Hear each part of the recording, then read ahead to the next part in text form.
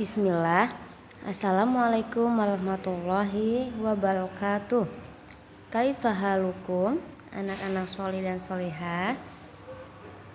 Semoga selalu sehat dan selalu ada dalam lindungan Allah Ta'ala. Amin. Semangat pagi menjelang siang anak-anak sholih dan sholihah. Tetap semangat ya. Apalagi sebentar lagi kita akan melaksanakan UAS ya.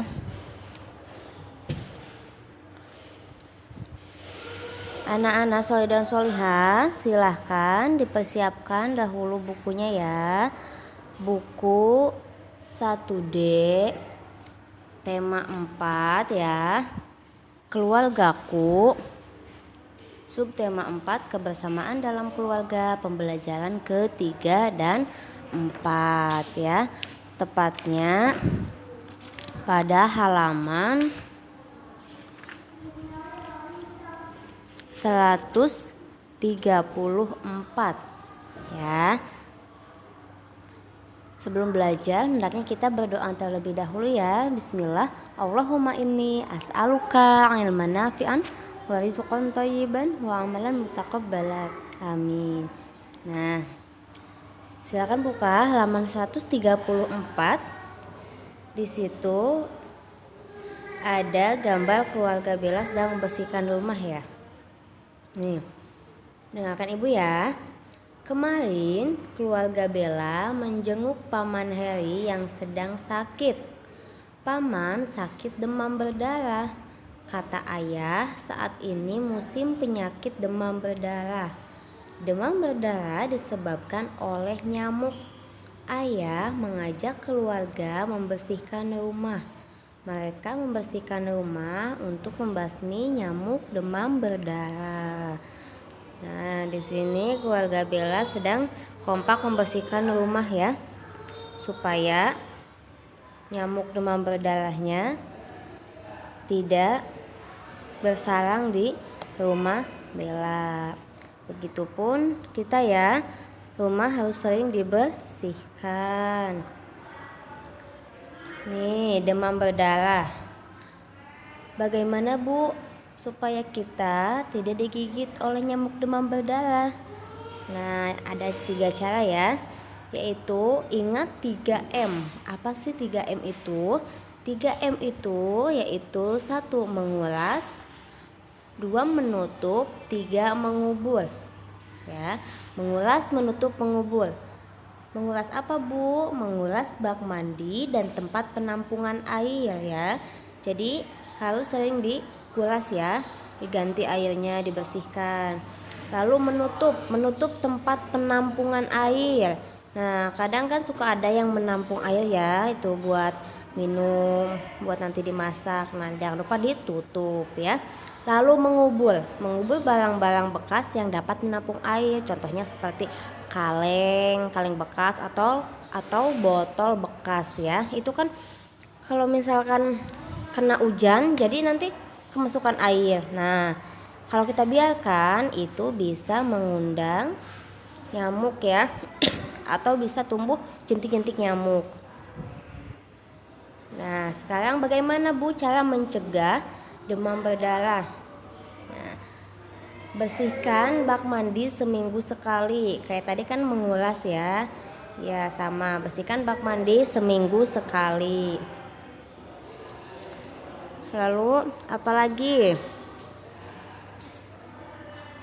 Perhatikan perabotan rumah tangga yang menampung air.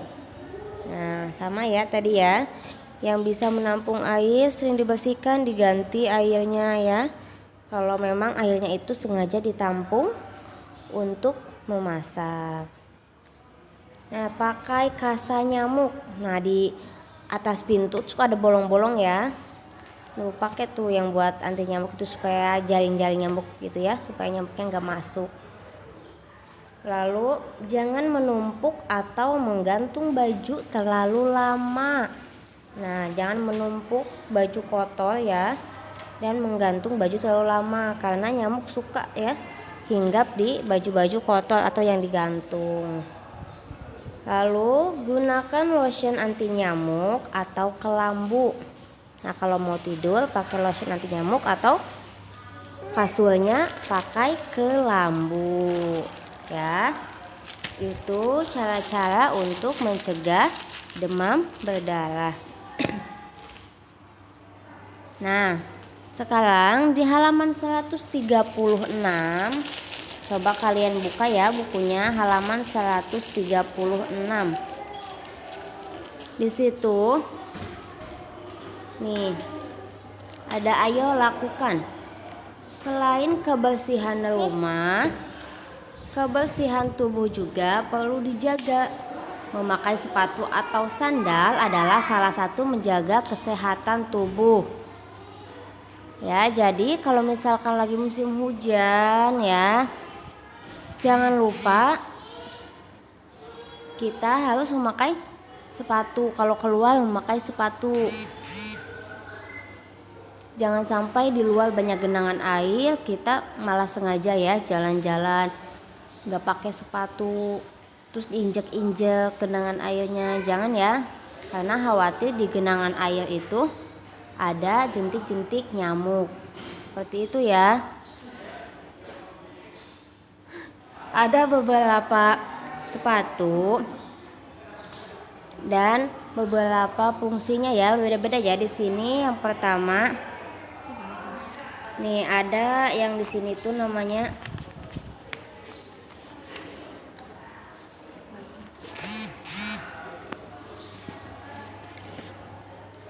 di sini namanya yang pertama ini nih, ini namanya sepatu boot ya. Ini dipakai saat hujan, saat banjir. Ini karena tidak menyerap air ke dalam ya.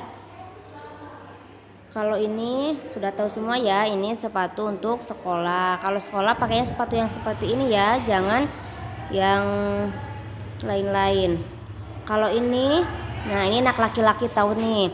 Ini namanya sepatu futsal ya, buat main bola ya. Dan yang terakhir ini adalah sepatu buat jalan-jalan ya, buat main, buat santai seperti itu.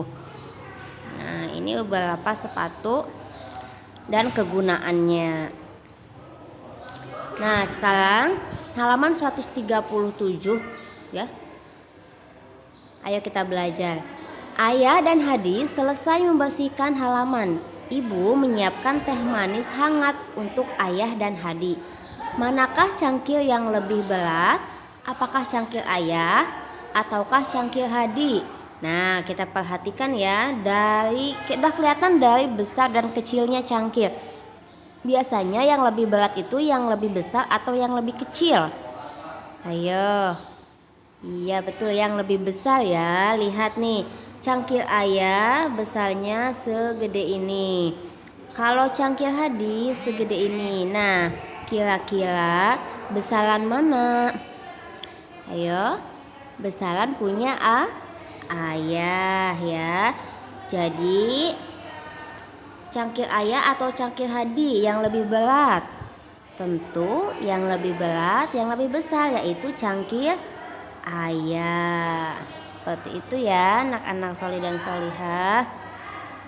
Nah, kita belajar lagi nih. Untuk membandingkan berat, kita gunakan mangkuk timbangan. Mangkuk timbangan yang turun berisi benda yang lebih berat. Mangkuk timbangan yang naik berisi benda yang lebih ringan. Nah, kita lihat ya. Mana di sini yang turun? Yang ini ya, berarti ini yang lebih berat. Mana yang di atas yang naik? Yang ini, berarti ini lebih ringan. Seperti itu ya. Nah, jika mangkuk sama tinggi, maka kedua benda tersebut sama berat. Nah, ini sama tinggi ya. Contohnya kita menimbang pulpen dan pensil. Nah, itu sama berat, jadi akan sama gini ya, sejajar ya. Itu halaman 137. Coba perhatikan di buku. Nah, di sini kita amati ya. Halaman 139. Kita amati nih. Benda yang paling berat adalah, lihat yang paling berat yang mana? Di sini ada gambar topi, ada gambar sepatu, ada gambar buku, dan ada gambar tas ya. Nih, topi dan sepatu beratan mana? belatan sepatu ya. Topi dan buku belatan mana? Lihat yang di bawah. Yang di bawah buku berarti belatan buku. Nah, sekarang buku dan sepatu belatan mana? Belatan sepatu. Karena yang di bawah itu sepatu ya, sedangkan yang lebih ringan naik ke atas yaitu buku. Nah, yang terakhir ini ada sepatu dengan tas. Belatan mana? Lihat yang di bawah. Nah, yang di bawah ini tas. Berarti belatan tas ya, karena yang lebih ringan akan naik ke atas nih sepatu. Jadi benda yang paling berat adalah nih tentunya tas ya. Benda yang paling berat adalah tas. Lalu benda yang paling ringan adalah yang selalu naik ke atas. Nah, sekarang kita perhatikan sepatu dengan topi. Yang naik yang mana? Yang topi ya. Nah, berarti yang topi ini yang paling ringan. Ini yang paling ringan, yang pertama, ini kedua, ini ketiga, ini keempat ya. Berarti yang paling ringan ada di sini nih, sepatu. Lalu susun benda dari yang ringan sampai yang berat adalah dari yang ringan dulu ya. Yang ringan berarti pertama topi, kedua buku ya, ketiga sepatu, keempat tas. Seperti itu ya. Nih, sekarang kita perhatikan halaman 142 ya. Bermain di taman. Nah, menyenangkan ya. Di taman itu banyak pepohonan, banyak bunga-bunga, banyak mainan ya. Di taman bermain ayunan, di taman bermain seluncuran. Sungguh nyaman bermain di taman. Tapi di taman ada aturan. Tidak boleh memetik tanaman, dilarang berburu kupu-kupu. Taman indah karena ada tanaman dan kupu-kupu. Nah, anak-anak, di taman itu ada aturan ya. Baik di taman, di sekolah, pasti ada aturan. Salah satunya aturan di taman apa? Tidak boleh memetik bunga. Lalu tidak boleh merusak yang ada di sana ya. Tidak boleh merusak mainan-mainan yang ada di taman. Tidak boleh rumput, tidak boleh dicabut-cabut ya kalau di taman ya. Dan tidak boleh membuang sampah sembarangan. Nah, cukup sekian pembelajaran hari ini ya, anak-anak solih dan solihah. Semoga dapat dipahami. Barakallahu fikum. Kita tutup dengan doa kafaratul majlis. Subhanaka Allahumma wa bihamdika asyhadu an la ilaha illa anta astaghfiruka wa atubu ilaik. Assalamualaikum warahmatullahi wabarakatuh.